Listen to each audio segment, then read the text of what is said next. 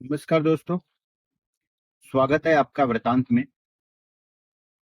हम कहते हैं ना कि हर इवेंट्स या हर सच के पीछे कोई कहानी होती है, कोई इवेंट होता है, कुछ भी चीज घटती है तो उसके पीछे एक न एक कहानी होती है।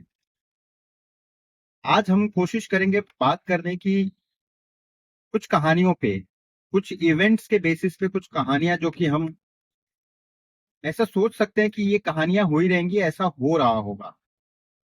और क्या ये सच है? क्या आपने कभी एली कोहेन का नाम सुना है? अगर आपने नहीं सुना है एली कोहेन का नाम, तो क्या आपने रविंद्र कौशिक का नाम सुना है? तो स्पाई स्टोरीज में थोड़ा भी इंटरेस्ट है तो इन दोनों का नाम आपने जरूर सुना होगा।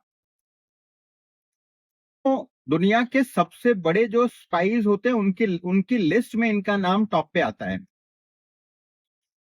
तो थे एली कोहेन, एक इजरायली मोसाद के एजेंट थे जो सीरिया में रहे थे और सीरिया के उच्च पदों पे काम किए थे, राजनीति में यहां तक पहुंच चुके थे कि वो प्रेसिडेंट बनने वाले थे। तो सिमिलर कहानी रविंद्र कौशिक की है। एक ऐसा बंदा जो अभिनय करना चाहता था, जो एक्टिंग करना चाहता था, लखनऊ में रहता था, उससे कोई रॉ का एजेंट मिलता है और फिर वो बंदा पाकिस्तान जाता है। पाकिस्तान में उसकी शादी होती है, पाकिस्तान में वो सेना में भर्ती होता है और मेजर की रैंक तक चला जाता है। हालांकि बाद में किसी तरह से उसका भेद खुलता है और उसको सजा होती है। अब ये दोनों कहानी मैं आपको क्यों सुना रहा हूं? मैं ये दोनों कहानी आपको सुनाने की इसलिए सुना रहा हूं कि उसके पीछे कुछ इवेंट्स हैं जिसके बेसिस पे कुछ क्वेश्चंस हैं जो मन में उठते हैं। ये सही है, गलत है, नहीं है, ये सेकेंडरी है। ये पर्सनल थॉट है कि क्या ऐसा है। आपने कभी कभी रह रह के सुना होगा कि इंडिया में एक बात उठती है कि क्या सोनिया गांधी किसी कंट्री की कोई स्पाई है, कोई खुफिया एजेंट है जो भारत के खिलाफ काम कर रही हैं, जो मिशनरी के तरह से इंडिया में हैं। जो बात होती है कि और भी कुछ लोग हैं जिनका अभी मैं नाम नहीं लेना चाहूंगा, किसी और वीडियो में उनके बारे में बात करेंगे। तो क्या सोनिया गांधी वैसी ही हैं? अब आप बोलेंगे मैं ये क्यों कहना चाहता हूं, ये तो बहुत इन्फ्लेमेटरी है, ये ऐसी बात है जिसका कोई तथ्य नहीं है। नहीं, कुछ इवेंट्स हैं जिनको मैं बताना चाहूंगा आपको, एंड उससे आप सोचिए कि क्या ऐसा है, ऐसा नहीं है। ये भी मुझे मालूम नहीं है, ऐसा है वो भी मुझे मालूम नहीं है। बट कुछ तथ्य हैं जिन पे बात होनी चाहिए, जिसपे ये लगता है कि ऐसा कुछ हो सकता है। जैसे अगर आप सबको पता होगा तो पहली बार राजीव गांधी को सोनिया गांधी जो मिली थी, एक रेस्टोरेंट में मिली थी और वो 1965 में मिली थी पहली बार। अब आप सोचिए कि एक लॉन्गेस्ट सर्विंग और फर्स्ट प्राइम मिनिस्टर एक बड़ी कंट्री का, उसका पोता कहीं पढ़ता रहता है और उससे एवं ही किसी रेस्टोरेंट में एक लड़की मिलती है। और वो भी लड़की नहीं, उस रेस्टोरेंट की वेटर होती है।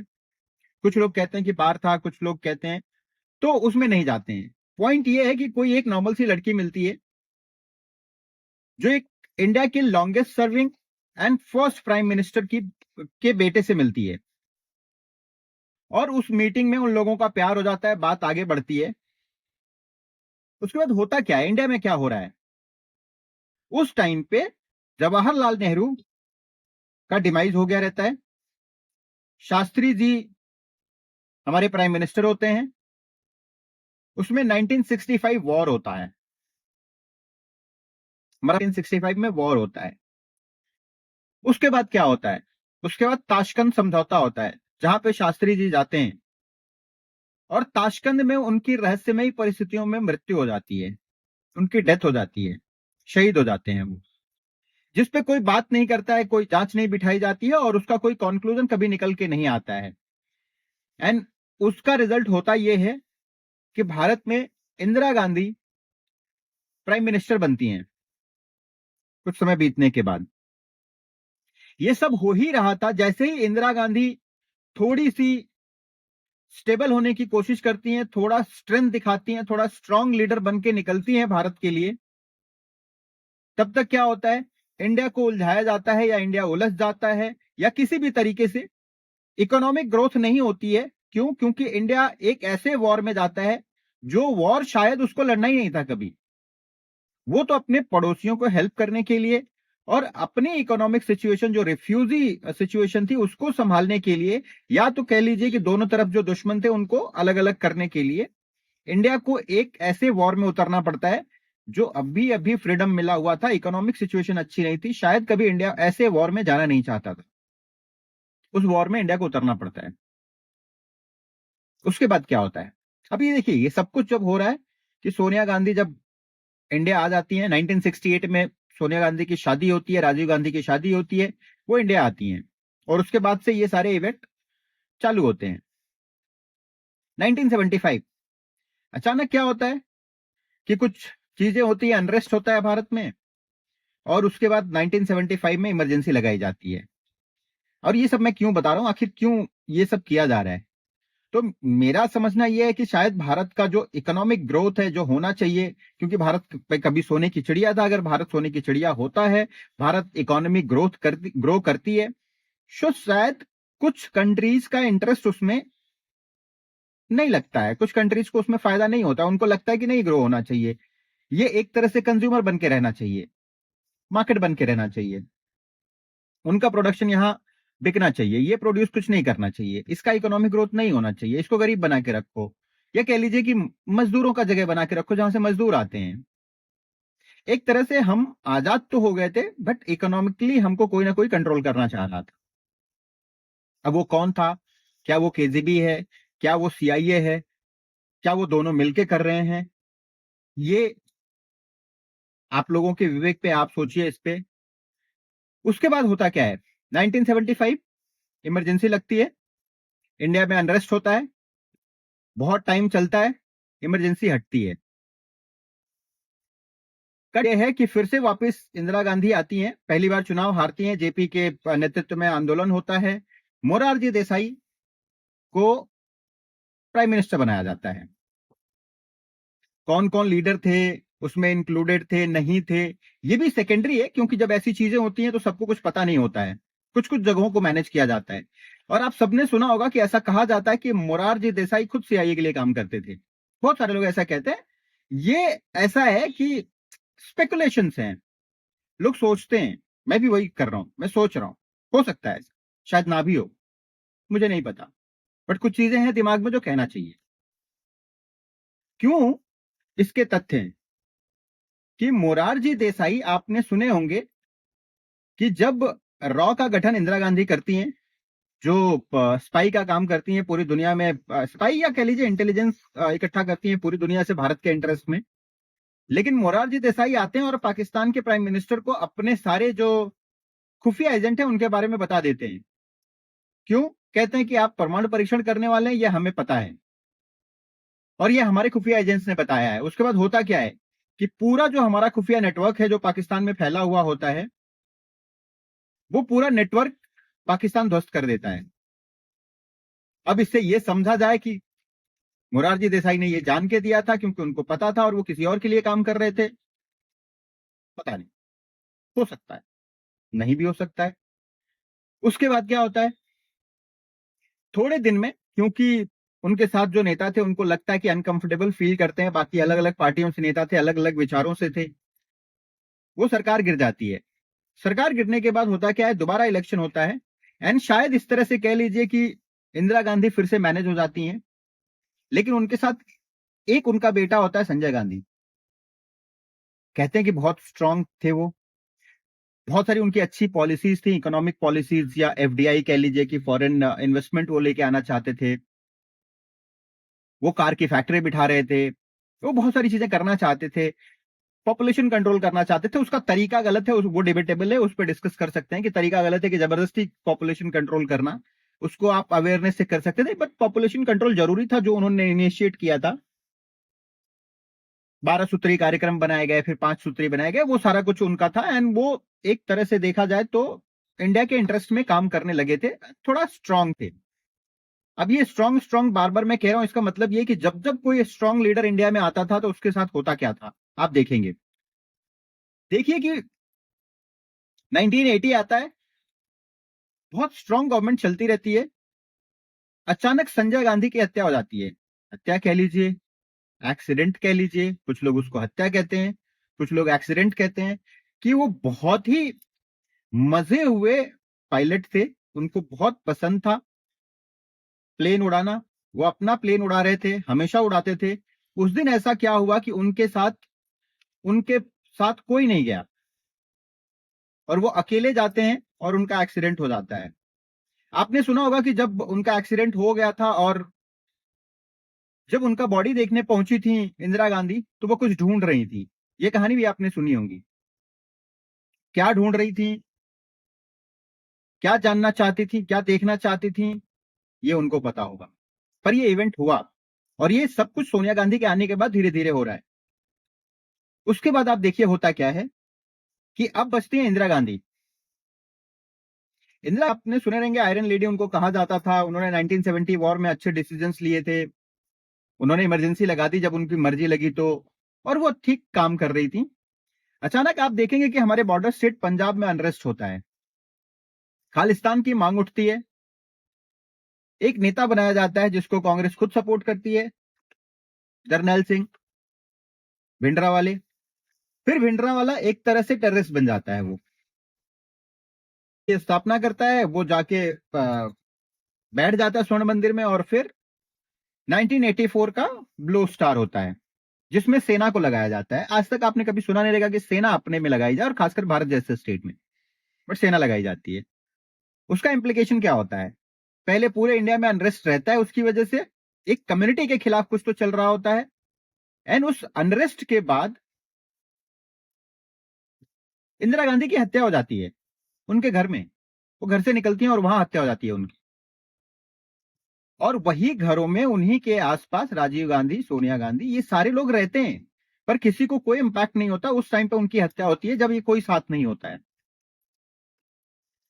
उसका फलस्वरूप होता क्या है कि राजीव गांधी प्राइम मिनिस्टर बनते हैं। वो पायलट होते हैं, कमर्शियल पायलट होते हैं, वहां से बुलाया जाता है, डायरेक्टली उनको एयर ड्रॉप किया जाता है और वो प्राइम मिनिस्टर बन जाते हैं।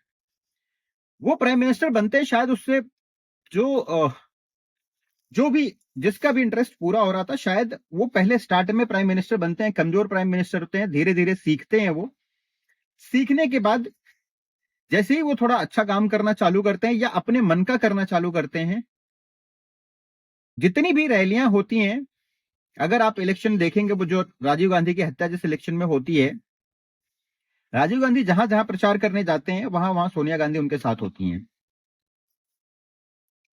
टाइम आता है कि एक रैली है जहां पे वो होटल में रुक जाती हैं, वो राजीव गांधी के साथ नहीं जाती, और वहां पे स्टेज पे कोई आता है, पैर छूना चाहता है, और राजीव गांधी की हत्या हो जाती है, बॉम्ब से उड़ा दिया जाता है। अब इसका इंप्लीकेशन क्या होता है? इसका इंप्लीकेशन होता है कि 90 से लेके, टू बी प्रिसाइज 91 से लेके और 99 तक भारत एक लीडरशिप के लिए जूझता है, एक स्टेबल सरकार के लिए जूझता है। कोई स्टेबल सरकार नहीं बनती, गठबंधन की सरकारें बनती हैं। पहले नरसिम्हा राव जी सरकार चलाते हैं, जो गठबंधन की सरकार होती है, भारत कर्जे में डूब जाता है, गोल्ड उसको रखना पड़ता है, फिर फोर्स्ड हमको अपने मार्केट खोलने पड़ते हैं, हम फोर्स किए जाते हैं उसके लिए, एंड हम करते हैं, कहते हैं कि वो बहुत अच्छा हुआ था, बट दैट वाज फोर्स्ड। फिर थोड़ी इकोनॉमिक ग्रोथ आती है, लेकिन क्या होता है, फिर इनस्टेबिलिटी होती है, एंड उसी टाइम पे सोनिया गांधी को प्रेसिडेंट बनाया जाता है कांग्रेस पार्टी का। अब क्या होता है कि कोई सरकार को टिकने नहीं दिया जाता है। चंद्रशेखर की सरकार गिराई जाती है, इंद्र कुमार गुजराल की सरकार गिराई जाती है, देवेगौड़ा की सरकार गिराई जाती है, एंड फिर अटल जी की सरकार गिराई जाती है 13 महीने और 13 दिन, 13 दिन और 13 महीने की। फिर 5 साल वो सरकार चलाते हैं, हालांकि गठबंधन की सरकार चलाते हैं। 2004 में आते हैं। 2004 में इलेक्शन कांग्रेस पार्टी जीतती तो नहीं है, 186 सीट आती है उसकी, 185 186 सीट। वो गठबंधन के सहारे सरकार बनाने जाते हैं, एंड ऐसा लगता है कि सोनिया गांधी प्राइम मिनिस्टर बनेंगी।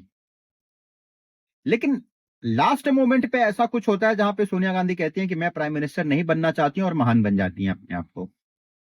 आप बताइए, ऐसा कभी होता है कि कोई एक ऐसा इंसान हो जो भारत जैसे देश का प्राइम मिनिस्टर ना बनना चाहता हो, और वही मौका मिलने के बाद तो क्या ये भी कोई एक चाल थी? पता नहीं, हो सकता है, नहीं भी हो सकता है। और फिर एक पपेट प्राइम मिनिस्टर बिठाया जाता है, मनमोहन सिंह जी, जो कि उनको और उनके ऊपर एक एडवाइजरी बोर्ड बिठाया जाता है, और उस एडवाइजरी बोर्ड का चेयरमैन कौन होता है?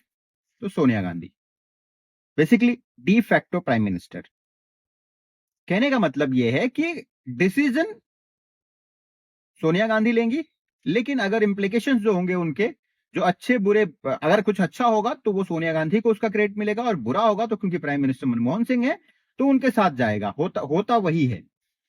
इंडिया की इकोनॉमी स्लो डाउन हो जाती है, बहुत सारे घोटाले होते हैं, और आपने सुने होंगे कि हर 2 4 5 महीने पे, हर क्वार्टर में सोनिया गांधी बीमार पड़ती हैं। और बीमार पड़ती हैं तो क्या करती हैं? बहुत सारे उनके सूटकेस बनाए जाते हैं, बहुत सारा उनका लगेज बनाया जाता है, एंड वो केरला के किसी दूर दराज एयरपोर्ट से फ्लाई करती हैं किसी यूरोपियन कंट्री के लिए। और ये हर क्वार्टर होता है, और ये राइट फ्रॉम 2014 टू 2004 टू 2014 ये होता रहता है। बहुत बीमार रहती हैं, कभी यूएस जाती हैं, कभी इटली जाती हैं, कभी जर्मनी जाती हैं, और अलग अलग देशों में इलाज के नाम पे जाती हैं, और बार बार बीमार पड़ती हैं। और उनके साथ बहुत सारे सूटकेस जाते हैं, बहुत सारे बॉक्सेस जाते हैं, एंड वो जब भी फ्लाई करती हैं तो वो केरला के किसी दूर दराज के एयरपोर्ट से फ्लाई करती हैं, वो दिल्ली से फ्लाई नहीं करती हैं। तो उन सूटकेसेस में क्या जा रहा था, और वो कौन सी बीमारी थी जिसका इलाज कराने बार बार जाती थी? संभव हुआ ये कि 2014 में जब इलेक्शन होता है तो कांग्रेस पार्टी हार जाती है, बुरी तरह हार जाती है। एंड फिर एक चीज आप देखेंगे कि वो बीमारी भी खत्म हो जाती है सोनिया गांधी की। अब वो बीमारी कहीं नहीं दिखती, कभी बीमार नहीं होती, कभी बाहर वो इलाज कराने को नहीं जाती। किसी तरह से 2014 से 2015 में आपने देखे रहेंगे कि एक अनरेस्ट क्रिएट करने की कोशिश की जाती है, जिसमें जितने लोगों ने भी, जिनको अवार्ड मिला हुआ था बड़े बड़े कांग्रेस पार्टी के शासनकाल में, वो सारे लोग अवार्ड वापस करने की कोशिश करते हैं। हालांकि उससे कुछ होता नहीं है, बट कोशिश करते हैं। बहुत सारे दंगे कराने की कोशिश की जाती है, बट कुछ हो नहीं पाता है। और ये सिलसिला लगातार चल रहा है। अगर आप देखेंगे लगातार कब से चल रहा है, जब से सरकार बनी है तब से कुछ न कुछ, कोई भी बेफजूल के मुद्दे पे कुछ न कुछ निकाल के और किसी न किसी तरीके से कुछ न कुछ अनरेस्ट क्रिएट करने की कोशिश की जा रही है। हालांकि वो सक्सेसफुल नहीं हो रहा है।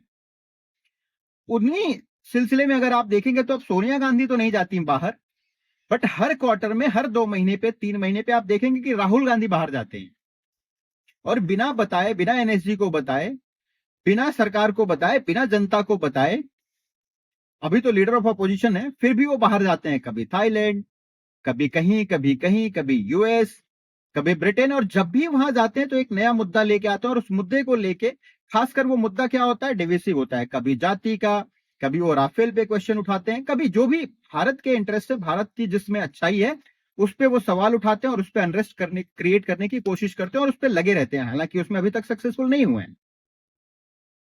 अभी आप देखेंगे तो रिसेंटली राहुल गांधी की एक इमेज बिल्डिंग शुरू हुई है। बहुत सारे न्यूज चैनल हैं, बहुत सारे रिपोर्टर्स हैं जो बैठ के पॉडकास्ट कर रहे हैं, और वो अच्छी अच्छी बातें राहुल गांधी, प्रियंका गांधी के बारे में बोलते हैं। तो आप ये ध्यान रखिए, आप भी सोचिए कि क्या ये सही है, क्या ऐसा है, क्या वो कहीं की एजेंट हैं जो भारत के खिलाफ काम कर रही हैं, क्या उनकी पूरी फैमिली कॉम्प्रोमाइज्ड है या नहीं है? आप भी सोचिए, बताइए, कमेंट में लिखिए। और इस पूरे वीडियो को अगर अच्छा लगे तो लाइक कीजिए, शेयर कीजिए, और खुश रहिए। आज के लिए इतना ही। आपका दिन शुभ हो।